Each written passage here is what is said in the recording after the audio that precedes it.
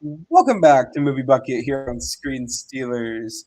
Hope you grabbed your popcorn, your soda, your soft pretzel, maybe even, and maybe this time you might need to make sure that you're in a good, composed mood. Um, it's time to talk about another movie. Uh, my name is Brooke. I'm a doctor, and I'm excited to bring you yet another movie in the Brooke Birthday Month series. Thank you very much. Yay! Trina Vega had a birth week. I have a birth month. That's just the way it is. Um, Love it. And hi, I'm River, and this is the most fun I've had without lubricant. I don't know about you. Yeah, you're right. And what's your name? My name is very fucking confused. What's your name? Hola, I am Eduardo. And yeah, my name is very fucking confused. What's your name? Same. if you couldn't tell, we're talking about Saw from 2004 today. Um, so I want to give you all a little bit of a backstory here. So I've mentioned many a time on this channel that I will get us to cover Saw 6 at some point, and that we have to talk about Saw 1 through 5 before we can talk about Saw 6. So we are 1/5 of the way to being able to talk about Saw 6 on this channel. But until we get there, we're talking about Saw 1 today. And I have a really interesting history with this franchise. I didn't watch these until after the first 7 had came out. So I want to give a special shout out to Watch Mojo of all people, because they put out a YouTube video when I was bored in class one day of the top 10 Saw traps. I had no fucking idea what they were talking about, but I'm like, well, it's content, so I'll watch it. And it got me intrigued. Because if you know anything about my media preferences, the idea of a death game, very much in my wheelhouse as a Danganronpa fan. as a Brooke, you uh, and me right here, as a baby. Danganronpa fan, as a Death Parade fan, as someone who loves the concept of Dead Man Wonderland but doesn't like the execution. Like, Eduardo, Dead Man Wonderland is about anime, and you know it. Yeah, yeah. I get yeah, it. I get yeah. it. Love Tomodachi game. There's a lot of really good death game related media that I like. Let's just put it that way. Um, and Saw, I cannot believe I'm going to admit this on the internet. Saw is probably the reason I even got into death game media as a thing. So it felt appropriate to talk about Saw on this podcast during my birth month. And eventually we will get to the masterpiece that is Saw 6. But until then, we must It's start almost like somewhere. you're holding us hostage. It's I'm almost here like willingly. I am here willingly. you have until the clock hits Saw 6, River. That's all I have to say about Yeah. that. Um, so, for the first time on the channel, we have all seen the film. No first watches here. Rewatches for everyone. You get a rewatch, and you get a rewatch, and you get a rewatch. Yay! Yeah, it was a long time. I don't remember when was the last time I watched this movie. I know I've seen it like plenty of times throughout my lifetime. I was trying to think like when was the first time I watched it. It wasn't when it came out because I was 9, but I think I was like around 15-ish when I watched it for the first time, and I remember really loving it at the time. And I got into the franchise as well, like during my later teenage years. And I remember rewatching the first one, the first 3. Actually, I remember watching the most. Or rewatching the most, but I don't even know how many times I've seen this movie. At least 5. Yeah. Yeah. I, What I'm about in a you, Barry? very Confused. yeah, kill me very fucking confused throughout the entirety of the episode. that's, Uh, that's a one and done joke, and we're moving on. Um, okay, okay.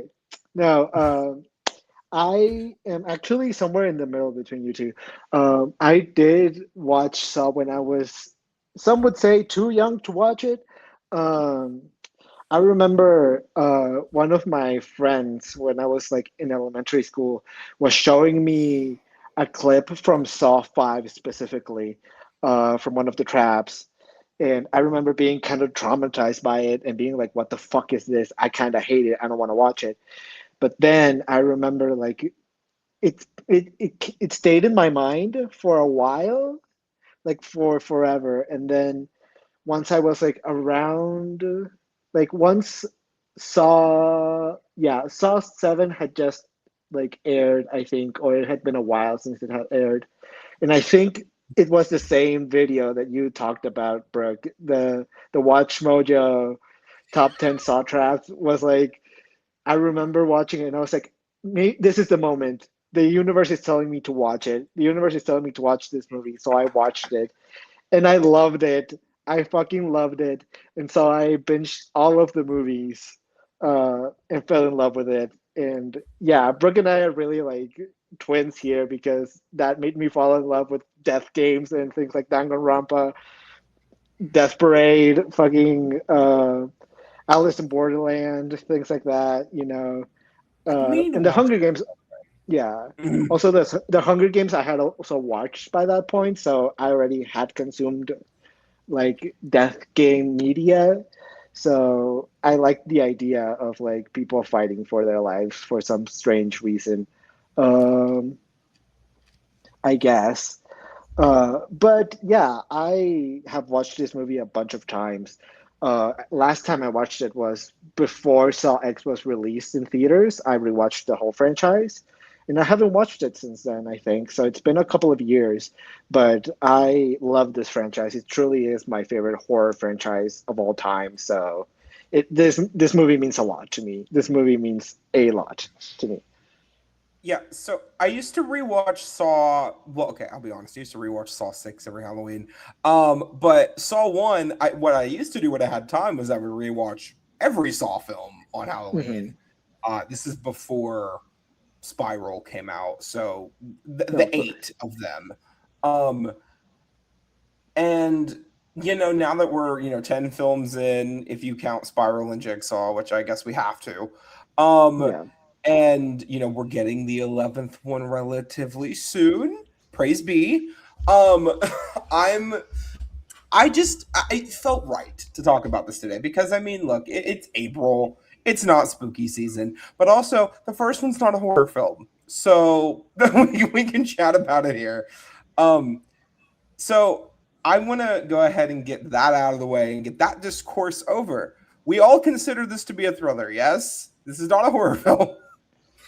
Look, I still, like, you explained it to me, because I still have a hard time with differentiating. Like, you explained it to me, and I know technically the differences, but when I watch a movie, I'm like, I don't know.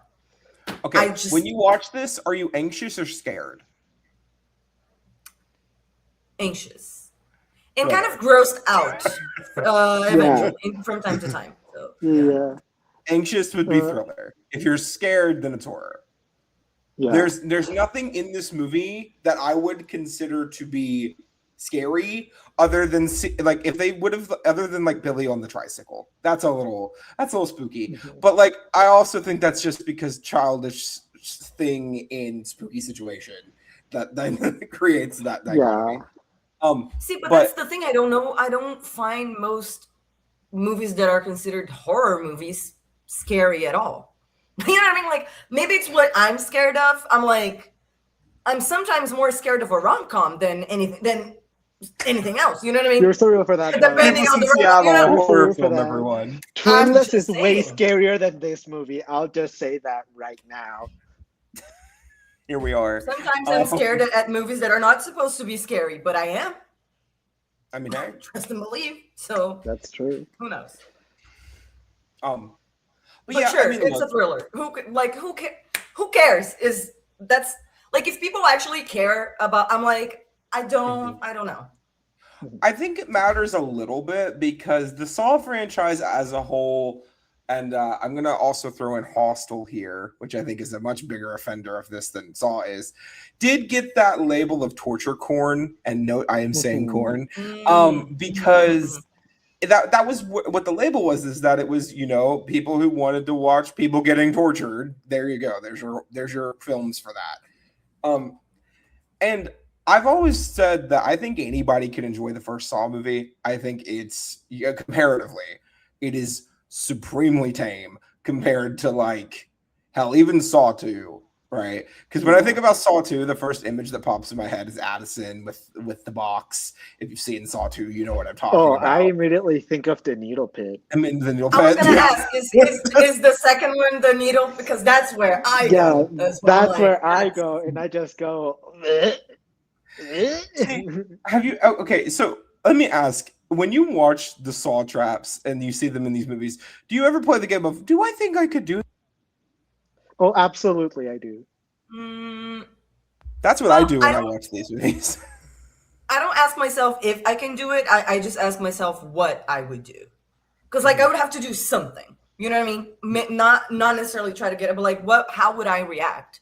And that's kind of why I enjoy the movies, especially the first one, because it's the first one focuses just on the two people, and we see how two people kind of put in the same situation act in different ways and like react to what they're being put through, and why they are acting and reacting that way. I think that's like the psychological part of this film and of like horror or thriller movies is what draws me into movies like this. So from the first Saw movie is a part that I really do appreciate. The psychology of it all. Yeah, like it's just I guess the question is not like would you do it? It's like, do you think you would make it? Do you think you would like be able to endure whatever these people have to endure to get out? And the answer most of the time is no. A lot of people are overconfident about it. Yeah. Most of the time, the answer is no. If I had a child, maybe I would like fight different, or like I would react differently. But being just me and like not having someone that I need to take care of that depends on me, like I would try to get out in the way of I would try to, you know what I mean? As soon as, but like just take me out. Like I don't want to live, and I don't want to have to go through something like this and have to live after. Like what a miserable life having to live through all that. Like I don't know. Yeah. Cam in Modern Family, he says, I don't think I would be a very inspiring disabled person. You know what I mean? Truly. Like I don't want to survive a zombie apocalypse. I don't want to like just take me home. Like you would stand up from the reverse bear trap and just wait for the timer to end. Yeah, or like I would try to find a way to, off he gave her a knife. The least amount of pain possible. He gave her a knife. She had a knife. Exactly. So, I would try to, get out of the situation as quick and painless as possible. Yeah. In the moment. But something anytime someone like what they think about like how I would feel afterwards, assuming I live, right? There's a scene in Saw 3D. It's actually the only thing in Saw 3D that I actually enjoy, where we're having this like support group for all of these jigs. Handicap parking at the damn mall. Handicap parking at the damn mall. Eduardo, I love that we both love these movies as much as we do. Because Saw 3D is terrible, but Tanisha Howard, the winner of the VH1 series Scream Queens, or MTV, which one was it? I don't remember. Winner of the Scream Queens reality competition series to earn a part in Saw 6, comes back in Saw 3D to say that the only thing she got out of her experience was handicap parking at the damn mall. The damn mall. She's a queen and I love her so much. But I want to get into the setups here because we compared to some of the other movies, the traps are not the main focus in this movie. They go through like Paul and Mark's traps, you get a minute each by.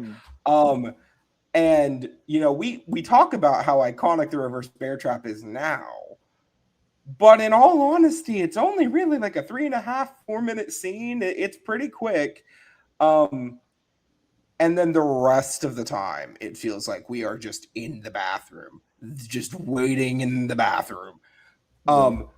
And it does kind of create this like claustrophobic effect almost of like, God, I want to get out of this damn bathroom. And then you're like, oh, I guess that's kind of the point, because they also want to get out of this damn bathroom. Yeah.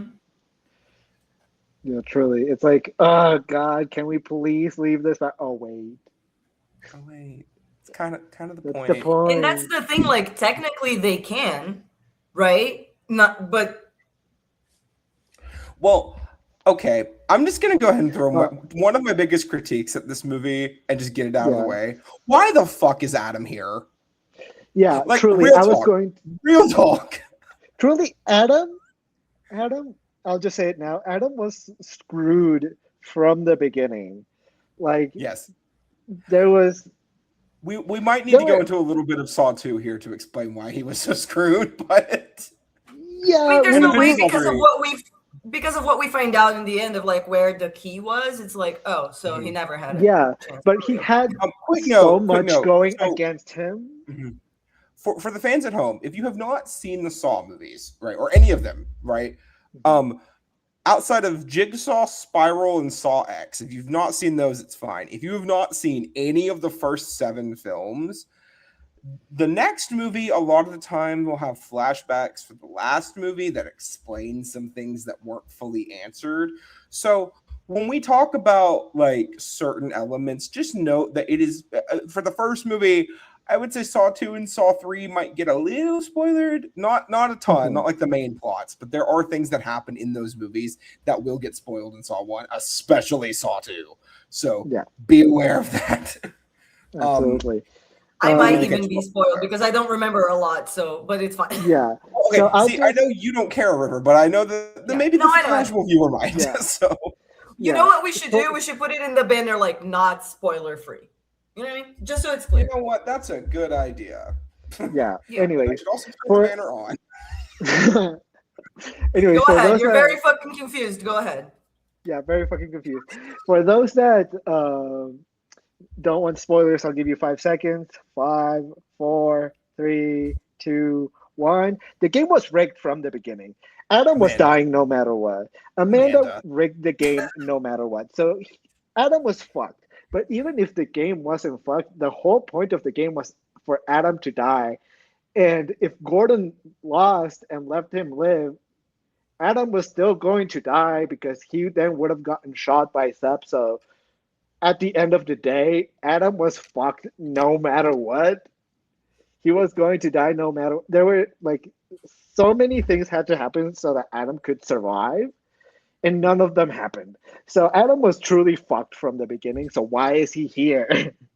So and also, like, what is the bad thing that he did or is doing? That's what I'm saying. Because to me, what he's doing is exposing people that are doing shady things. Yeah.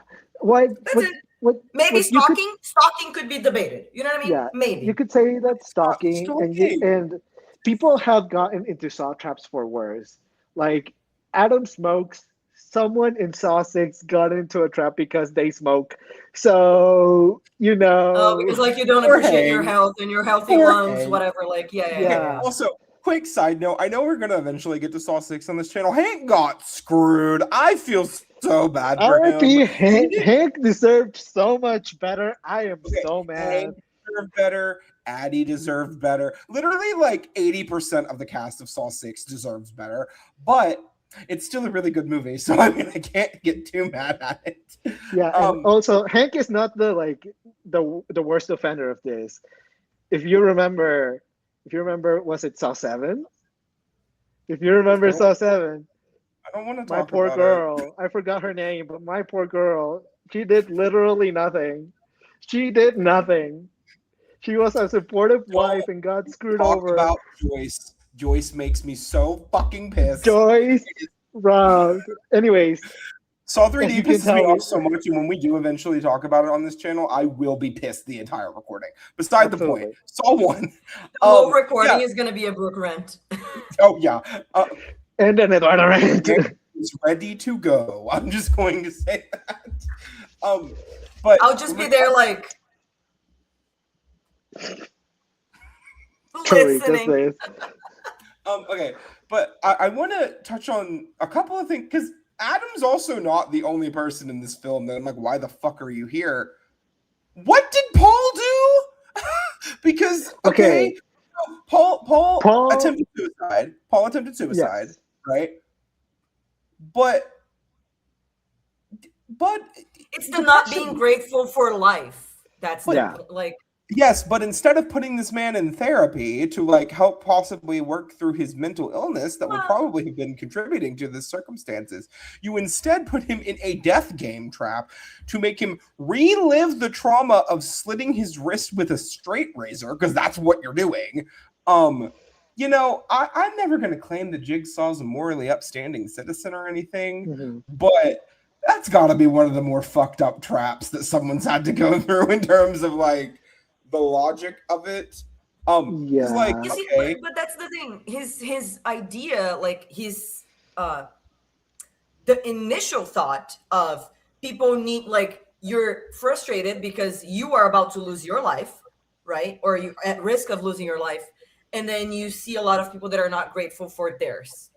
I understand the frustration and all of that, and being like, oh, people should appreciate life more, whatever, be more grateful. I get it, and I agree. However, do I think that you should put them through torture to then realize how grateful they should be? That's maybe going a step too far. Maybe just a little bit. Maybe. It's not even just that he put Paul in a trap, but you look at the other traps that we see in this movie. Okay, so we don't know what Jeff did. We don't know what he's doing in that chair with the drills, so we're not going to talk about Jeff, right? But like, yes, because you are abusing your sick leave and paid sick time off, Mark, you're going to get put in a room with the poison in your body and covered in flammable goo, and you know have to find it. Okay, cool. Adam and Lawrence, because you are cheating on your wife and you're doing something, we're gonna lock you in a bathroom and XYZ. Paul, because you attempted to slit your wrist with a straight razor, you are then going to be put in a maze of straight razor wire, and you have to escape. Like, come on, that's a little much. I feel like maybe hitting the nose a little bit too much on the head here. It's a little bit. I mean, like, if you're gonna psychoanalyze it, it could be like the losing of control of his own life. And what's going to happen and what is happening in his own life. So he feels the need to control other people's lives and other people, you know what I mean? Like that power play, and it's all about power at the end of the day, kind of, you know. And Brooke, you need to remember that throughout the series, Jigsaw is not exactly consistent with his morals and with his beliefs. Let's just say that. He's absolutely not consistent in any way, shape, or form. So I think it makes sense to me why he's in a trap more than like Adam. Why is like it makes more sense that Paul is in a trap than Adam is in a trap, and that like Mark is in a trap. Like I understand why Jigsaw would target him more than he would target people like Adam or Mark. Yeah, I get Adam specifically. Out of all of the people that get put in a trap in this movie, Mark is the one I'm like, yeah, that makes sense to me. Fuck him. Like, this is the shitty thing you're doing here, sir. You're abusing FMLA because you're sick, but in reality, you're not sick and you're being a shitty human being. Yeah, fuck that. Now, granted, I also think that paid time off is a lovely benefit that everyone should be able to use at will, but if you're abusing a system, you are then making it harder for others to utilize the system when they need it, so fuck you and go fuck yourself, sir. But I don't know. I don't want to get too far afield of should these people be in traps? No, because all of these people are getting targeted by a serial killer. None of them should. Like actions. Go ahead. But my point was, in my brain, it makes sense why Jigsaw targeted Paul. Like, if his whole thing is you should appreciate your life, it makes sense why you would target suicidal people and put them in traps. Now, do I agree that it's like the most fucked up trap to put Paul in? Absolutely. But it makes sense why he did it. Kind of do like I agree? Absolutely not. But the needles. Oh, wait. Oh, right. You see, and when you were talking about the beginning, like it being similar to what's the word you said? Death games. Yes, talking about death games and whatever. To me, maybe it's because I rewatched it recently, but to me, it reminded me a lot of Seven in a way. Mm-hmm. You know, like, but more if Seven was more focused on the actual crimes being committed than the investigation. It's kind of giving that. Because the only thing is that, like, Jigsaw, there's not anything religious that we know of, at least, like tied to the whole morality and like everything that he's doing. And with Seven, there is like a religious aspect of the crimes, but I found it very similar. The main idea, at least, of the murders and stuff, and kind of like making the person like end their own life by doing the thing that they already do that you think is wrong. You know, it's very similar.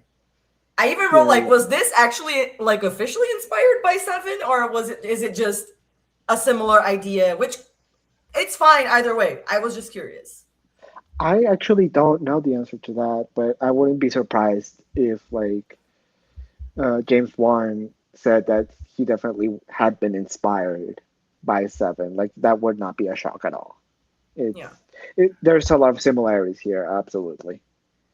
Like I said, like it's very different because it's a different genre, so it's just a similar kind of story but told in a different way, which I appreciate. Yeah. So, do you want to know what movie was actually their biggest inspiration for this? Because it would never be a movie I would think of for this. I'm trying to guess. I'm gonna say something stupid. The Notebook. Sure, The Notebook. Blair Witch Project. Which I think is really interesting. They said they watched it and they realized they could make a low budget horror film, and that's what they wanted to do. And you know what? In terms of success rate, I mean, granted, this did end up getting a bigger production thing. It got distributed by Lionsgate. So I mean, that's when you're getting to that like higher echelon. For a movie that was made for less than $1.5 million is how much this movie was cost to make. When it returns over 100 million at the box office, spawns 9 successful sequels. Well, 7 successful sequels and 2 sequels that did fine. That exist. That exist. A theme park ride. Multiple other pieces of media parodying these films. An escape room. An escape room. Like there's a lot. There's a lot of. A roller coaster at Thorpe Park. Like you got a lot of iconic. Stuff like it was just like I remember when I was a teenager. Like the Saw franchise was a thing worldwide. Like it just was a thing. Yeah, it was a moment. I don't know if anyone else remembers, but like the first time I was like cognitively aware of Saw was when Saw 5 and Saw 6 were coming out, because there was a time period where there was a new Saw coming out every October. Like like it was just how it was. It was 2004 to 2010. You had 7 Saw movies come out, and I don't remember when they started doing it, but there was a time period where the tagline for the movie started being "It's Halloween, so it's time for Saw," right? Like it was pop culture for horror at the time. And when you look at the amount of copycats or similar films that it inspired, Hostel, then I'm going to quickly drag someone through the mud, and I would like everyone to be okay with that. Is that acceptable to the podcast real quick? Sure. Absolutely. Cue the banner. Hi, Eli Roth. How are you doing this evening? So, Eli, you made a movie in 2005, so relatively soon after Saw came out. Technically released in the US in 2006, but we'll say the first screenings were in late 2005, called Hostel. Okay, eventually turned into a 3-part franchise with diminishing returns. But you, Mr. Eli Roth, did the cardinal sin of horror development, which is you took the catchy part of Saw and you assumed that was the only reason people watched it, and you turned out 3 films that are the definition of torture porn, because that's what you did, Eli Roth. Okay, so not only did you make 3 movies, that one of which is acceptable, the first Hostel movie is like fine, the other 2 are dog shit, by the way, but you made all 3 of these terrible movies. You then caused the reputation of Saw to suffer because people see that you're parodying Saw, and then you ruin both of these franchises' credibility to the point that when people talk about Saw, all they talk about is the gore. When in reality, Saw has the most complicated soap opera-ass plot of any horror franchise outside of maybe Chucky. And like, let's be honest here. There is a lot of gore in these movies, especially in the later installments. But that's not the point. The point of these movies is that the plot is convoluted as shit, and when you're into the Sawverse, you know just how convoluted the fucking plot is, but you don't care because it's fun and stupid. You have taken away the possibility for this to be a fun and stupid horror franchise to the masses, and for that, I will never forgive your bitch ass, Eli Roth. Rant over. Period, and you should say it. Fucking hate you, Eli Roth. You ate with that one. Eli Roth is... Okay, I will give him this. I will give him one thing. He made one really, really good movie, and for that, he gets a 2 for me. He gets his 2s, okay? Because he made Thanksgiving, and that movie is really great, okay? But besides that, he's also responsible for Borderlands, in case anyone didn't know that. So. Oh, I forgot he made that one. You're welcome. Oh, no. Yes, so,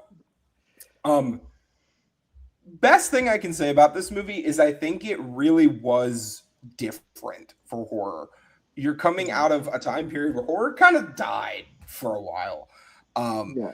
The slashers had kind of fallen off. The Stephen King movies weren't even really doing that well anymore. I mean, like Maximum Overdrive was relatively soon around this, and like at the time period, it was just kind of a medium that was going downhill. This is post Silence of the Lambs winning Best Picture, and like there's just nothing really boosting horror at this point in larger media. It just wasn't anything there. Scream had ended for the time being. Like there just wasn't anything around, and this kind of shot some adrenaline back into the genre, even if it is a thriller. Like, I mean, it really did boost the energy, even if it has some really big problems that we probably should talk about. Okay.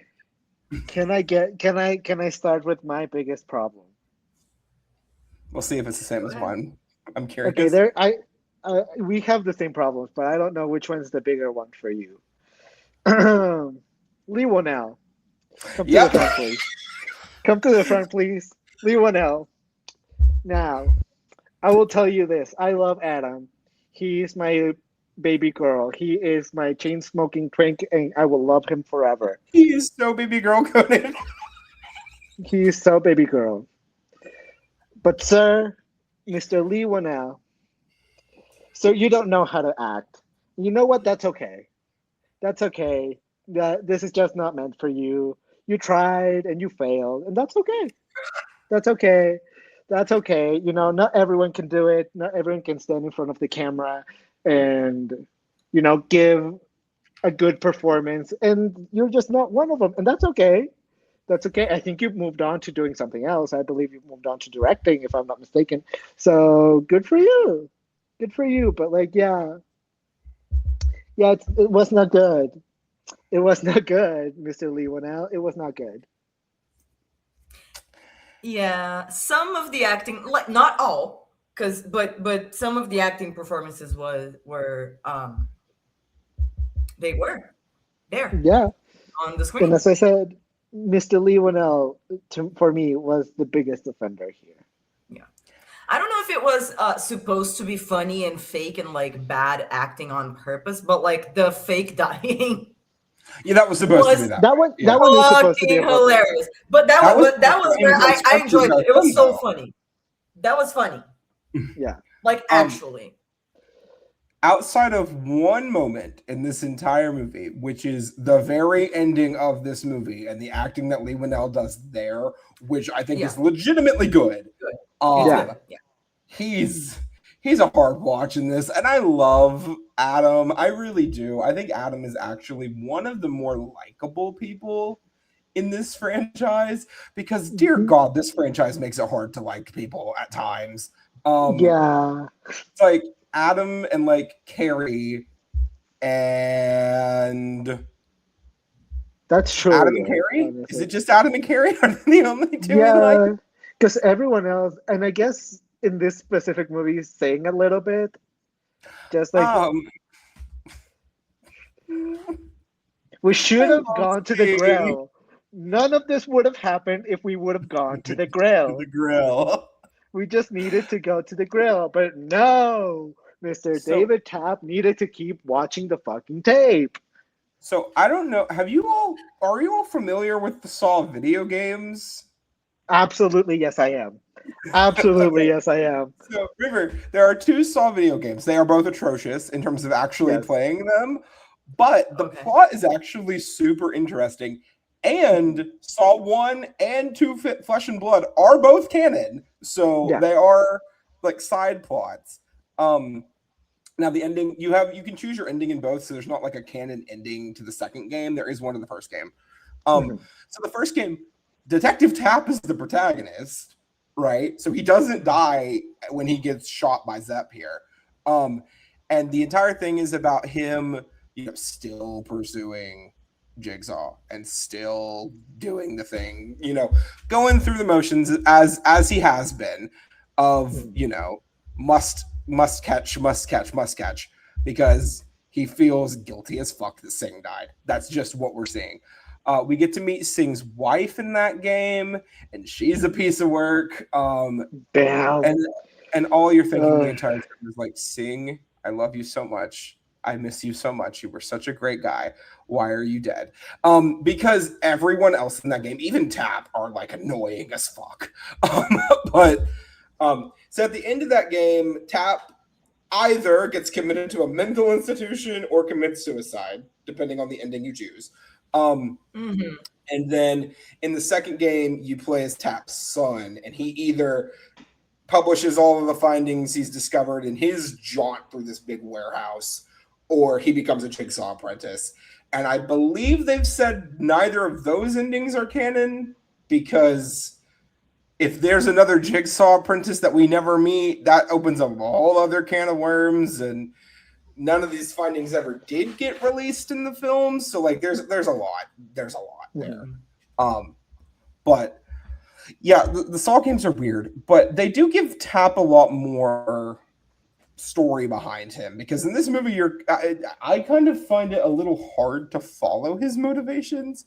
Like, what specifically makes him so obsessed with this murder? Because from what we could tell, he's like a homicide detective, and you would think that, I mean, yes, this murder's weird, but he's even obsessed before Singh dies. So like, yeah, I think it's when they in that scene in the beginning where there's also the woman detective with them, when they go to the scenes the first time, and they kind of find out what they start the investigation because they find this one place, and I think that's when he becomes obsessed, because it's something that he's never seen before. I think it's exactly because he is an experienced homicide detective. He's like, oh my God, in all of my years, this is something I have never seen before. Yeah, I'm locking in. Like, that makes sense to me. And then when his partner dies and he sees it, and after he saw everything that he saw in that place, then he sees his partner die. And he was also like pretty fucked up from that. I understand why he got even more obsessive. Like, it makes sense completely to me. Yeah.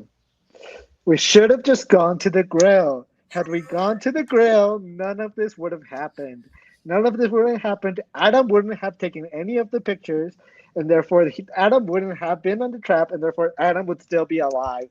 I will never forgive you, Mr. David Tapp. You are on my shit list right now. I hate you. So I want to talk about my biggest problem with this movie, which, as much as Leigh Whannel is a problem, there are at least a few times where he's not the worst thing about this movie. Yeah. Girl, let's talk about the editing. Oh my god, it is Wait, but so it's become bad. iconic. It's atrocious. Like, It's bad, but it's become iconic though. It's become part of okay, Saw, whether I'm you like not it or even not. talking about the jump cuts though, because the jump cuts are Okay, just ugly, right? okay. Do you remember that one time where we like freeze on a JPEG of Tap's face and then a car just The drives car. into us? Okay, there you go. That I agree with.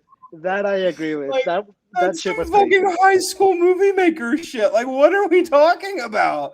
This is a Yeah. decently okay. Granted, it's not a huge budget, but you couldn't do like a wipe dissolve. You couldn't even just do like a regular dissolve and like pull back into frame thing. Those are cheap. The reason people do them so much is because they're cheap. It's atrocious, and like there are also, and I know I mentioned the jump cuts aren't even a big problem. They're also a problem because we reuse a lot of the same footage. We do. We see that scene of Lawrence in the parking lot at least 4 different times in this film, and like I understand low budget, they have to do what they can, but dear Lord, they reuse a lot of footage and the cuts are terrible. It can be really hard to follow scenes and keep up with what's going on. I think the only thing that the jump cuts really work in is the traps, because it gets that little bit of time of like, oh, okay, this is what they're doing. I think it really works during the reverse bear trap. I think that makes that scene feel so much more impactful. But we don't need a series like a fast-paced jump cut montage of a recap showing us everything going on in like one specific element of the scene. Like the very ending of the movie, when we're just seeing all of these pictures just show up on screen really, really fast, right? While the music's building in the background after the twist. Like, it's a bit much. If they slowed it down and just kind of let the twist exist, I feel like that would be a lot more effective. And you know how I know it's more effective? Because I've seen The Sixth Sense. Yeah. I'm just saying. What I will say specifically about the ending and like the jump cuts that we get at the ending with the montage. Maybe I'm biased because I love so much and like I've become accustomed to it, and so it's been normalized in my brain. But like I kind of don't mind it because it just like it's become such a big part of just Saw as a franchise that every time we finish a Saw movie, you get the jump cut montage and you get the game over. Like that's just how the movie needs to end every single time, no matter what, except for Saw X, I guess. But yeah, it's just to me, as I said, maybe I'm just grown accustomed to it, but I don't really mind it personally. Specifically, there, I do understand like the problems with like when Adam is taking the pictures of Dr. Gordon, all of the jump cuts, and we get so many of them, and we get the same jump cuts over and over again. I understand that being more of an issue than the montage at the end, personally. But as I said, maybe it's just because I've grown accustomed to it. Yeah, I agree with the criticism. Like actually, I fully agree. I don't disagree. It just doesn't bother me as much, and it doesn't really like. Yes, if it was me, I would have made a few different choices. Yes, but like I still enjoy the movie. Of course, it is partially one of the reasons why it's not spoiler, like a perfect score, in my opinion. But it doesn't take away from my enjoyment of the movie that much, honestly. Like only a few times when where you're just like, okay, but it's fine. I'm sorry, that car transition will never leave my brain. It is. Yeah, It's so damn bad. It is so ugly. It's so bad it's funny to me. It's so bad it's funny to me. And we get better transitions. You get better Okay. transitions, you know. Like There's in one Saw transition I 4, really like when we're with the in girl. the Are you talking about the mirror? Was that what you were talking about? Was the Yeah, the mirror mirror. transition? Absolutely, Yeah, the that one's mirror. great, and that's what Saw 4. Like that's really great. But Yeah. we're in this movie. There's a really good transition where you like pan down through this like table and you go back into the white of the bathroom. That looks really damn great. Like I'm not gonna say Yeah. everything in this movie's editing is awful, but it's not gonna get nominated for an Oscar anytime soon. Let me put it that way. I mean, yeah, obviously. Should we talk about the good parts of the movie in terms of? Can the I things talk that we about really one like? thing that I thought was really funny besides the Yeah. fake dying? Oh, go ahead. Go ahead. Yeah. Yeah. It was more like towards the beginning where they found like the notes or whatever. And then in the note about Adam, it said, and I quote because I loved it. It said, "I see you as a strange mix of someone angry and yet apathetic, but mostly just pathetic." Like, what a fucking read! That's Iconic. so. The library is open. Hello. Absolutely. So funny. Absolutely. Somebody give Liam Michelle a phone call. The library's clocked. open. And clocked as fuck. Clocked Adam as fuck. Fully. I just God, there's so many little things about this movie that I really like. We do need to talk about the twist, but I want to save that for the end if we can. So Yeah. So I'm gonna say right now, I really, really like Danny Glover in this movie. He does a really great job playing Tap. I think he's just fantastic in this movie. I buy him the entire time. Even if I don't fully understand him the entire time, I get him. And that's also because out of everyone in this movie, outside of maybe Cary Elwes, Danny Glover was by far the biggest name on this cast. Yeah. And you know, it shows he has a lot of gravitas in this role that a lot of other people I think might have played up too much. But he keeps it relatively, I don't want to say chill, but like in pocket the entire time. He does a really great job in this. Yeah, like he could really be going really hard for it, and he chose not to, and I appreciate that. Yeah. And then Cary Elwes is a really interesting person to see in this movie because he's a very interesting person. Yeah, if you don't know his other work, you might not know who this is at all because he doesn't really look like Wesley and the Princess Bride. Like it doesn't look like him.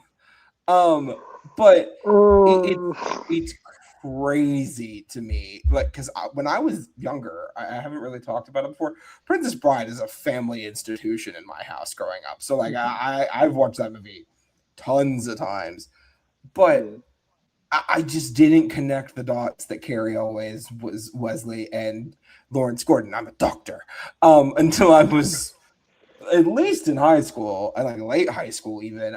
I it still kind of stuns me to this day that he's done both of those things. I did have the privilege of meeting him at a convention several years ago. Super nice. The stories about him having an ego are true, but you know, nice guy from the time I met him in like the 30 seconds I shook his hand and took a picture. But it's really interesting now, like being on the other side of this franchise where he's only been in 2 of the movies, but he does a really good job here for the most part. There are a couple of things that I don't care for him in this movie, specifically when he's chopping his leg off after he's cut his leg off, his foot off. That's when he kind of goes into like. But during, like, because during it's very good. Like during when, like before when he's like when he's like building up like the freak out and is freaking out and cutting the leg, all of that I think is very good. Yes. But I agree with you. Like after when he's like crawling and shit, it's just like chop. I'm going to go get help. He's a sheep. It's bad. If I don't, I'm going to bleed out. Like, Diva, no. Diva, no. Wrap it up. Also, wrap it up. the scene of Adam begging Lawrence to stay has started a million ships. I can guarantee you that one. Absolutely. They should have kissed. You cannot tell me otherwise. They should have kissed. They are soulmates. Dr. Lawrence absolutely hates his wife, and so he should leave her and go with Adam. Absolutely. Also, speaking of Mrs. Gordon, she's the real hero of this story. She doesn't ever appear ever again in any of the movies, but she's the real hero of this story. Shout out to her. Special shout out also to Diana, who's played by Mackenzie Vega, which I did not know this until literally about 20 seconds ago, because I do have the credits pulled up in front of me. Alexa Vega, aka Carmen from Spy Kids, that is her sister. So I didn't realize the whole family was in the acting business, but oh my god. We don't claim her anymore, but maybe we claim you still, Mackenzie. Yeah. See, one of the things that I forgot about, that when I in this rewatch, I was like gagged as if it was the first time, was when we were seeing Amanda's story. I forgot that the guy was still alive when she did that. I was like, oh. Do you know who that was? Because I know who that was. I do not remember who that was. That was Amanda's drug dealer. Oh, yeah, that's right. Canonically, okay, that makes sense. That is Amanda's drug dealer. Also, that makes sense. For the amount of times I've watched it, I completely forgot that Tap refers to her as Mandy multiple times. Crazy. It's crazy. Because like when they were talking about like Amanda, they called her Mandy the first time. I said, "Where am I? Hello? Who the fuck is Mandy? Who the fuck is Mandy? Who the fuck is Mandy?" And like when they were calling Lawrence Gordon Larry as well, I was like, "Who the fuck is Larry?" I was also like, "What the fuck? Who is Larry? Who the fuck is Larry?" I think, okay, maybe it's just because Amanda is such a big part of the franchise and she's barely in this movie. But do they ever refer to her as Mandy outside of this? I can't remember them doing that. I don't remember it. I don't think they ever call her Mandy ever again. I think it's only Tap that ever calls her Mandy. Gagged me a bit. For sure. For sure. Yeah, for sure. I think part of the reason that she works so well is because one, Shawnee Smith is just a really good actress. A couple weeks ago we were talking about putting Vanessa Hudgens. Last week we said put Vanessa Hudgens in more stuff. Put Shawnee Smith in more stuff. She would become, in my opinion, the biggest name out of the non-big names in this movie coming into it. Because she's done. I mean, she's been in a ton of Saw movies. She did 1, 2, 3. She's a huge part of Saw X. She's in flashbacks a lot. But she's done a bunch. And coming into this movie, I mean, she was kind of a name, but not really a huge name. But now she's still hanging around, probably going to be in the new Saw movie. Fingers crossed. We hope to see you. I hope to see you. I'm not going to speak for everyone else, but I would love to see you. I absolutely want to see you. And, she's also now a murderer in Dead by Daylight. So, iconic queen. There you go. And I believe Tap is also in Dead by Daylight. I could be wrong about that.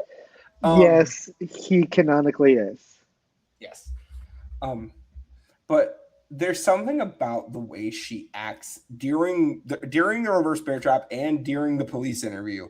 It adds a lot more to this narrative than I think it could have been about her just being like traumatized and whatever. No, I mean, he did help her even in his own crazy, demented, sick way. She feels like he helped her. Yeah. Also, speaking of that scene.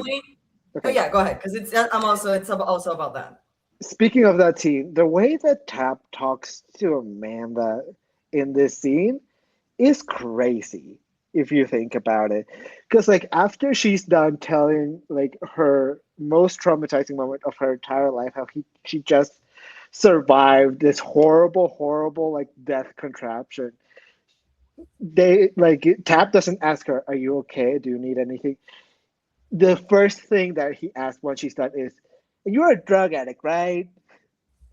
And then asks, "And did he help you? Like, hello? He said, "Are Hello? you grateful?" Are you grateful? What Hello? do you mean? So, Hello?" so Eduardo, you know where I'm about to go with this, right? Saw 6. The same fucking shit. Hoffman does the same fucking thing in Saw 6. And that's supposed to be this like sauce, like, what the fuck are you doing, you dumb motherfucker? What? Mhm. Like that's how it's played in Saw 6. Here it's portrayed like Tap is being this like lovely, gentle, like human being, like just being a very kind cop during a police interview. I'm like, the fuck? What do you mean? Is she grateful? Oh, also Crazy. the audacity. Okay, Sing, I love you, Sing, but you're having I mean, even if his alibi is good, that doesn't mean he didn't set up everything. It just means he wasn't Mhm. there during during Mark's trap, so he could still be involved. You're having this man listen to an entire interview of another of a victim. Idiot. Yeah. Idiot. Like just Yeah. giving him classified information on a silver platter to someone that who could definitely be the killer. Like Yeah, it's crazy. saying, "I love you," but like that was not a good move. Like, No, Jan. you know, No, Jan. Absolutely not. Absolutely. There was one scene as well where Adam, it was Dr. Gordon found the box that was hidden, right? That had like the phone, whatever. mhm. And then when Adam was asking for the cigarette, he was like, "Give me that sweet cancer." Dude, that is crazy to say. But That's also, crazy. I saw someone post a review on Letterboxd. Do you think that Jigsaw got so mad at Adam when he said that? Maybe. Like, I have That's cancer. You're why, like, and that's oh, give me why, that cancer. That's So, why. so friendly reminder to those of you at home: he was not cognitive during that time period. Jigsaw was passed the fuck out. He was sedated, which Yeah, we but if he, can confirm because we find out about it in Saw 3. He is yeah, sedated and passed the oh fuck yeah. out. yeah, he Um, is. But had he been conscious, do you think he would have been so pissed off that he just would have been like, oh yeah. fuck it, I'm killing him? Oh yeah. Well, okay. So I feel like now might just be a good time to talk about the twist because I feel like we've kind of danced around it a little bit Yeah. here. Yeah. It's time. The first 35-40 minutes of this movie is just kind of somebody has put us here. There is a killer who has yet to be caught. It's not Dr. Gordon, but it could really be anybody, right? Mhm. And then the movie shows you that Zepp is the person that has kidnapped Allison and Diana. So you're like, okay, so Zepp is the bad guy. And the movie does a really good job of balancing all of that because even in the scene where Tap and Sing are chasing Jigsaw in this little warehouse he has, we don't see his face. We see his silhouette in this black and red robe. So we have no idea who it is, but it's Zepp. At this point, we've seen Zepp. We've heard Zepp talk. You know, why else would he be holding these people at gunpoint? Like, what the hell? Mhm. And then things start going to shit. Zepp fails at keeping Allison and Diana, trapped. Tap shows up like an idiot.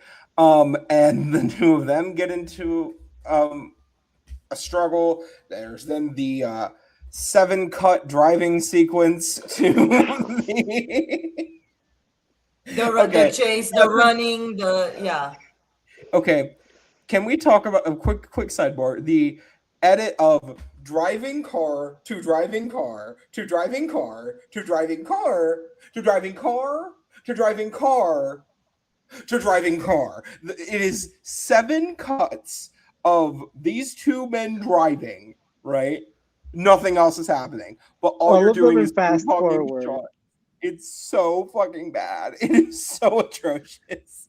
Also, can I just mention, because you brought up Allison and Diane, and them getting away from Zep. I know it's a movie. I cannot stress this enough. However, when you and your daughter have been kidnapped and kept by a man for hours, and you don't shoot him immediately as soon as you get the gun from him, what the fuck are you doing? Actually, Truly. I know she couldn't have, for the movie, for the plot, I understand. However, I want movies to be a little bit realistic. One thing that bothers me and why I don't like a lot of horror movies or thriller, whatever, is that I understand it's a movie, but it needs to have some sense of reality.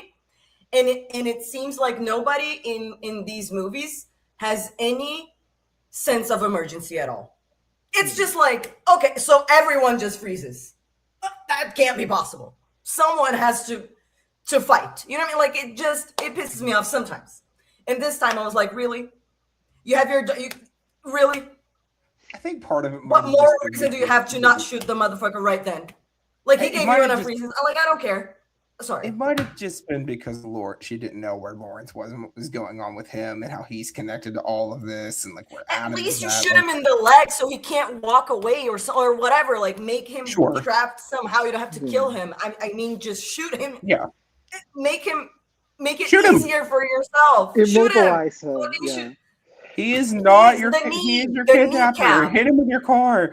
But, he's just a guy. Right. Hit him with his car. I guess this was my first official rant because I'm just it really did piss me off. It really did. Yeah. So we get these things. We get the struggle where Zep shoots Detective Tapp, and then we get to see Lawrence going ape shit because he thinks Allison and Diana are dead. Shooting at him, and we find out in the shoulder, but shooting at him. And then Zep shows up and says, "Oh, it's too late. You failed your test. It's the rules." And then Adam pulls Zep to the ground, beats the shit out of him with a toilet tank cover, which is badass as fuck, by the way. This man he got shot in the shoulder. That's what you do immediately. Immediately. Yeah. Adrenaline is a hell of a drug, y'all. I just it does its thing. Murdering Zep with a toilet tank lid before Lawrence is like, "It's okay, it was just your shoulder." So Lawrence crawls away while Adam is begging him not to leave him in this bathroom by himself. Selfish motherfucker. And then because he's still tied, he's still chained, but also if Lawrence had stayed, he would have bled out and died anyway. There's really no way for Lawrence to help Adam by staying. Unless they had an accessible phone that worked. If Zep had a phone that actually made calls, maybe. But yeah. So, Lawrence gets out of the bathroom. Adam is, searching Zep's body. He's like, he probably has a key. Maybe I can, get out of here. He's desperate, but he's not devoid of hope. Yeah. And then he finds a fucking tape recorder. Now, I want to be clear. This is your last chance. We have, I don't want to say intentionally, but we have danced around the spoiler as long as possible. So that way, if you want to not know the twist, because I honestly think this is one of the best twists in horror. Oh, yeah. Please go watch it without knowing the twist. Please, please, please. 3, And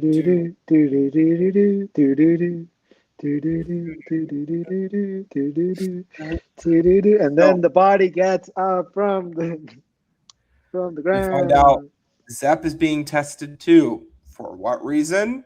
Who knows? And quite frankly, who cares? What we do know is Zep was just another victim in all of this. He was doing his job because he has a poison in his body, and if he doesn't kill Allison and Diana, if Lawrence fails, then he's gonna die. So all of this mess is going on. Then it's the question. All a part of the puzzle. Who the fuck is the actual killer? Then it's not Zep. And then the crescendo of one of the single best horror themes of all time. As you see the dead body in the center of the bathroom rise off the ground onto all fours. You see Leigh Whannel pull one of the most terrifying looks I have ever seen an actor show in a horror film.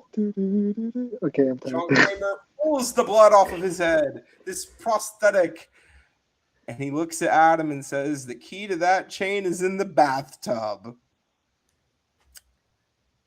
Fuck you, Amanda. And then he goes to the thing. Adam tries to shoot him with Zepp's gun. John zaps him one good time with the electric thing that he apparently had the entire film. And then he shuts off the light, looks over at him, and says, "Game over." The closing the door and him screaming. And Adam screaming. Wow. Iconic.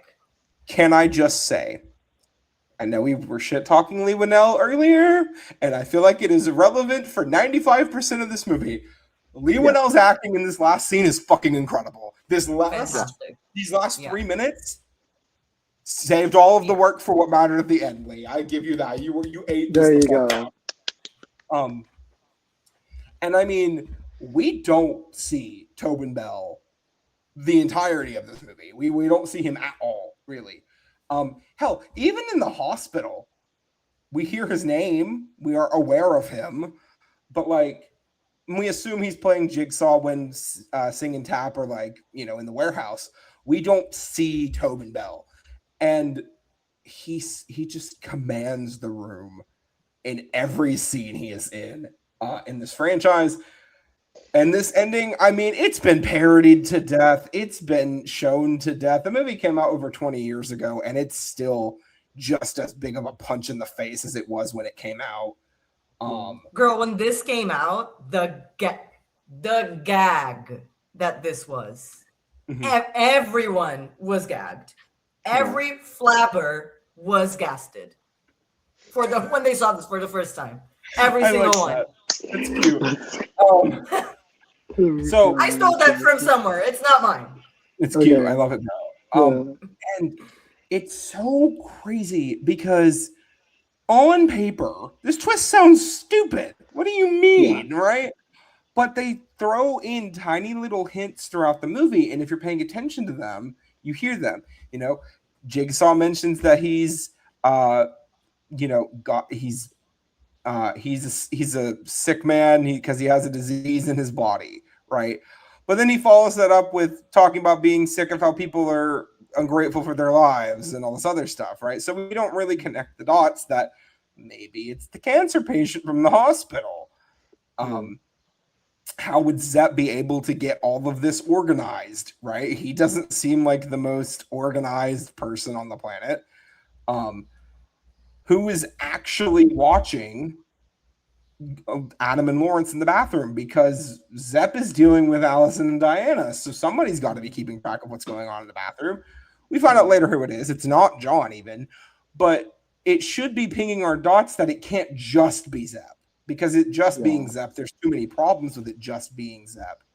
Yeah, and also when we first get shown John, if you look at the drawings that he has on his table, you can see a drawing of the reverse bear trap there on the table, which you wouldn't know until later that what that thing is. But like, if you for some reason just remember that he had a drawing of it on the table, you would then know, oh, he built it. So I also like that little hint as well.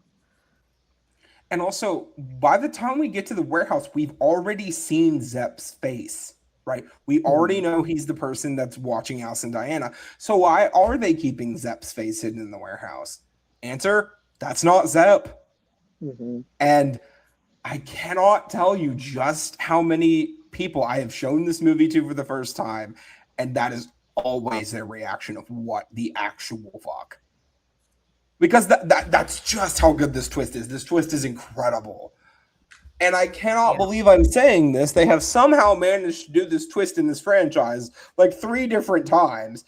And each time they do it, it somehow almost always works. You are not included in that, Jigsaw. You do not work. But Oh, absolutely not. Absolutely no. not. Jigsaw is the worst twist of the whole franchise, if I dare say that. I will say, though, it does have one of my favorite traps in the entire franchise. And we'll talk about that off camera. Okay.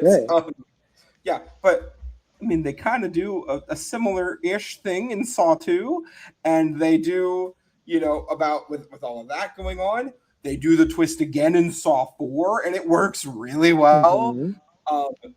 By the time you get done, I mean, hell, they kind of do it again in Saw 7. So, I mean, really, like, by the time you get through all 4 of those movies, every damn time they do it, I'm like, okay. You got me. Yeah. You did it again. So props to you guys because this twist is fucking incredible. This is beautiful. So I'm just gonna say for myself, I feel like I have talked my feelings out. How are you two feeling? I think on this specific movie, I've said what I needed to say. I could go on about the whole franchise for hours, but for this specific movie, I think I've said what I needed to say. I think for me, it's just like the things that I had forgot about the movie were able to gag me again. Like the ones that I'm like the guy being alive and like some of the things I was like, oh, I forgot about this specific. So everything that I was like, oh, I forgot about that. What I thought was so good and so well done. Again, like I was watching for the first time. So yeah, the way that I felt about this movie when I first watched it, it's kind of still the same way I feel about it now. That's it. So it seems like we are all on the same page. So let us get to the scores. Do we want to do it the fun way or the conventional way? Because we can do both. Let's do it the fun way. Let's do the fun way. Okay. So for only the second time in recent history, we have all come to the same collective conclusion, independently of each other, I might add. That is not a perfect score. Because that's not a perfect score, of course, yes. Yeah. Yes. And for the first time in a hot minute since Adam's Family Values, we have all agreed on a score that is not perfect, and that score is a 4 out of 5. It's a 4. Remember? 4. 4. 4's across the board. Tsunami Muse. 4 across the board. Yes. 4 for 4 for 4 for 4 for 4 for 4 for 4. Did somebody mention 4? So, personally for me, it's the editing, and it is some of the poor acting in this film. Specifically Leigh Whannel in the earlier parts of this movie. I think we all have the same reason for our same score. Yeah. Like, that's crazy. Yeah. Well, I'm glad we're all on the same page. And you know what that means? We have come to some form of subjective agreement, and that's nice to see. Doesn't happen that often. Doesn't happen that often. So now that we are leaving Saw behind for the time being, we'll come back to you eventually, my sweetheart. Don't worry. You're not done yet. Remember, you are watching all 10 Saw movies, and you're gonna have to deal with it. I have accepted my fate. Yeah.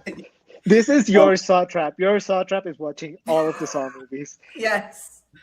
Cannot wait. Who knows if I'll survive? It's a good Maybe question. I won't make it. Maybe I won't make it. But next week, rounding out my month, because I wanted to have a little bit of something from everywhere, I wanted to do the first movie I saw in theaters. However, that movie is getting covered later on this year, so I couldn't do that. So I chose the first movie that I begged my family to take me to in theaters when I was a lovely 7 years old. And this movie still means the world to me today. What are you doing, Train? You're being so loud. Beside the point. Next week, rounding out my month, we will be talking about Meet the Robinsons from 2007. And I cannot believe this is a real statement. This is our first Disney film that we have covered on the podcast. Crazy. We sure took our time, and by that I mean Disney animated film, because Holes is also Disney produced. Yeah. But yes, but with how much we all love animated movies, and like it's a little, maybe that's why, like, we all know that we love it, so like why talk about it if we all know that we love it? But gag discipline. Well, that depends on the movie. That does depend on the movie. Early Disney, debatable. Very Disney's debatable. never missed, have they, River? Oh, don't you know what? Inside joke. Sorry. Side point. Thank you so much for joining us here today to listen to us talk about Saw. We will be covering more of this franchise in the future. But next week, we're going to be talking about Meet the Robinsons from 2007. While you're here, go ahead and hit the subscribe button. We just got a bunch of new subscribers this past week, and I'm kind of gagged. Something happened. Yes, thank you. I know what happened. Thank you to everyone that joined. Well, thank you for hitting the button regardless. And we're going to keep pumping out videos because we're having a good time doing it. But unfortunately, we have eaten all of our popcorn, drank all of our soft drink. Nobody ever eats more than one soft pretzel. And we did successfully escape from the reverse bear trap, which means that our time here today is over. He did not help. It was I am not grateful. I am not grateful. I am not grateful. The only thing I got out of this experience is handicap parking at the damn mall. All right. Thank you so much for joining us here today, everybody. And we will see you next week to talk about Meet the Robinsons. But until then, we'll see you later, everybody. Bye. Game over.